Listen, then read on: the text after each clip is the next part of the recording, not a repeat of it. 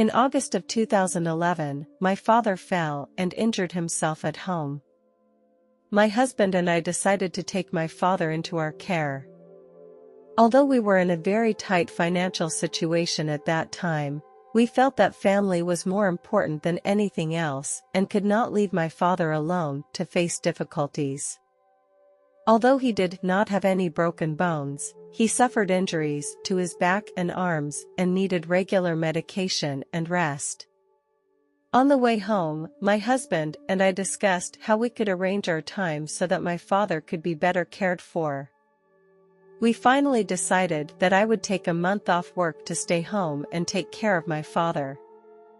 It was a very difficult time for us, and we had to keep a tight rein on expenses. I also had to take care of the children's school and life. Although I felt very tired at times, I knew that this was what we should do. My husband and I always encouraged my father to face life positively and keep a positive attitude.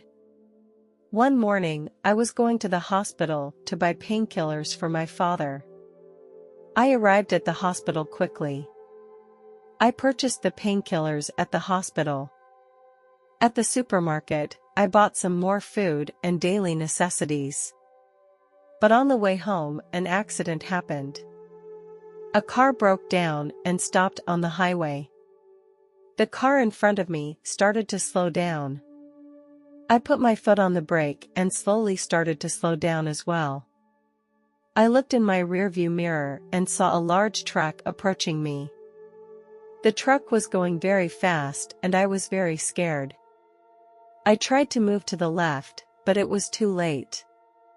At the moment the truck hit me, time seemed to stop. Suddenly, I began to feel a special feeling, a feeling of being surrounded by love. This feeling became stronger and stronger. My panic had been replaced by love. I felt embraced in a way that I had never felt since I was a child. Imagine someone who loves you deeply. Now multiply that feeling by a factor of 10,000 and maybe you can feel that feeling. At the time I felt this love. I also felt a powerful energy around me. I can't describe the form, but I felt that this was God. I know that He loves me deeply. No matter what I do, He will always love me. A very peculiar connection was established between me and God.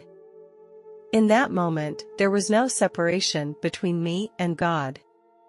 I knew that I was accepted by God. When I saw God, I felt an overwhelming shock in my heart. When He spoke to me, I heard the most pleasing voice in the universe. It was a voice that could heal the heart. The look in His eyes made me feel safer and warmer than ever before. All my worries and pains disappeared in this moment. He helped me look back on my past life. I saw the good things I had done and the mistakes I had made. Once I got into an argument with a close friend and I said something extremely mean and hurtful. When I look back on that moment, I feel a great heaviness in my heart because I realized that I had caused him harm. God did not rebuke me. He said, "My child, I know your heart. But you must know that I love you, and I will always love you, no matter what mistakes you have made." I felt a strength that I had never felt before welling up inside me, making me believe that I could be better. I got the answer in His eyes that punishing myself did not make me better. When the life review was over, He explained to me my mission on earth. I was amazed after hearing His words. All of us are very important to God. He told me that everyone's life on earth would be different and that anyone's life experience is very important. I asked Him, why do I have such a father? I didn't have a happy childhood, and He told me, you have to experience something to learn to grow and move on to the next job. I understood that the earth is like a school. When we finish school, we all have to take a final exam. That is, a review of each person's life, and then we can graduate and go home. Everything becomes so meaningful. I began to understand the meaning of life. Life is not a simple journey, but a journey full of challenges and growth. During this journey, we must experience many difficulties and setbacks in order to become better people. These experiences make us who we are, and it is this growth and change that makes our lives meaningful.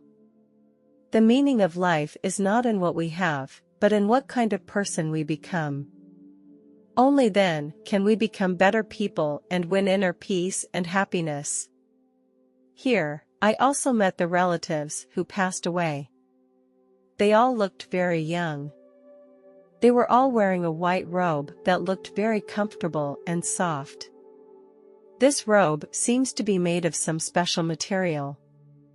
The robe gave off a soft glow, making them look even more special. Everyone was smiling and looked very happy and content. I saw my grandmother, she was smiling and walking towards me, she looked so young and beautiful. Her dress was embroidered with a beautiful rose that looked like it had been sewn by hand. I also saw my grandfather, who looked like a gentleman. He was holding a thick book in his hand. I could feel that he was very peaceful and calm inside. Beside them, there were some other people. I couldn't identify them, but I could feel their love and peace. They all had a unique light in them that made me feel completely included and accepted. In this place, I felt at home. Their eyes were filled with tenderness and love. The light from them illuminated the space around them and made me feel very calm and relaxed. They were so real, it was as if they were always there for me, separated only by an invisible barrier. Seeing their current state, I knew they were better off than before. When I met my grandfather, I felt very guilty inside. He had died of a sudden heart attack and I hadn't had a chance to say goodbye to him. I remember my grandfather as a kind man who was always able to answer my questions. During the time he was about to leave, my relationship with my family became strained. My grandfather smiled at me, and I felt his love and comfort. I said to my grandfather that I regretted not spending more time with you before you passed away, and I was sorry. Grandfather put his hand on my shoulder and said, "Son, you have to understand that we look at relationships differently here than we do on earth. Here, we focus only on the spiritual level of love and respect." My grandfather's words touched my heart so deeply that tears began to well up in my eyes. Grandfather also told me many things about heaven. In this moment, I felt a deep sense of peace and happiness. Although his time on earth had ended, our love and relationship would always continue. My grandfather also told me that the most important thing in this world is love. Love is not only a feeling, but also an action. He told me that in heaven, all people love each other and there is no negativity, only peace and joy. He said that the most important thing in this world is to learn tolerance and understanding, to love yourself and those around you. I know that I have done many wrong things and hurt my family and friends, but I also know that there is still a chance for me to change. Our conversation made me re-examine myself and made me appreciate life more, to try to be a better person. My grandfather gently patted my hand and said he always loved me too. Finally, God asked me, "Do you want to stay or go back?" Although I was very eager to stay here, I knew I had to go back. I didn't want to leave my life with regrets. So, very reluctantly, I replied, as much as I wanted to stay, I knew I had to go back. God gave me a warm hug. I felt his love, and it made me even more determined. I said goodbye to my grandfather and the rest of my family. They walked me to the door of heaven. Grandfather took my hand again and he said, "Remember, we are with you whenever you are." I shed tears and expressed my love and gratitude to him and the rest of my family. Finally, I turned to God and said goodbye. He smiled and said, "I will always love you, wherever you are. I will always be there for you when you need me." I thanked him and then turned and left heaven. Suddenly, I was back in the real world. My hand was still clutching the steering wheel. In the back of my mind, a voice appeared. It told me to take my foot off the brake and push the gas pedal to the floor.